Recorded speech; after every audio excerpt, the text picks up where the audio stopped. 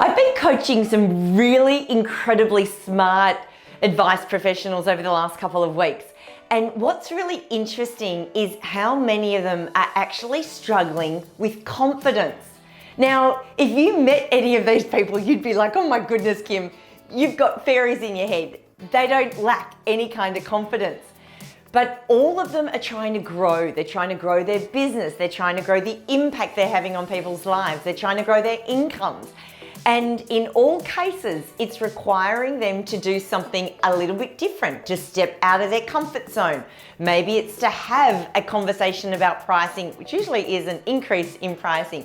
And it's giving them the bubbles in the belly that's making them nervous, or maybe it's changing the way that they bring their offer to the table. Maybe it's they've got really difficult conversations they've got to have with staff.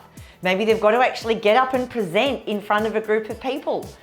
And Mel Robbins, this is a woman I've got major brain crush on. She's kind of, motivational maestro, amazing woman. I was listening to an audiobook of hers actually recently, and quite a few videos and audiobooks, and she describes confidence as a willingness to try.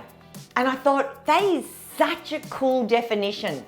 Because when you look at confidence like that, it's not about being the best or having, a suit of armor that nobody can penetrate.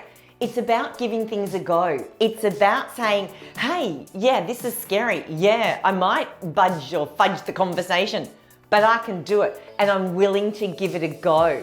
So what are some things that you need to do either in life or in business where you do need to grow and you do need to do something that takes you out of your comfort zone, or makes you squirm a little bit or whatever, but you need to do it. And if you look at, okay, I can do this. I've got the confidence because I'm willing to give it a go.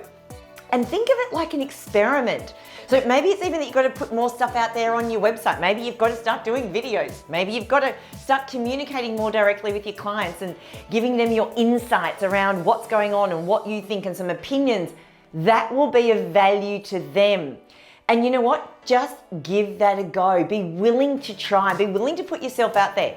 Because in all honesty, with all of these advisors I'm coaching, when they have given it a go, when they've had that harder conversation, when they've published something online that they didn't think they could do, every single one of them has gone, wow, that didn't hurt like I thought it was. I can do it. And now they're doing it again. So reframing confidence as a willingness to try. Thank you, Mel Robbins.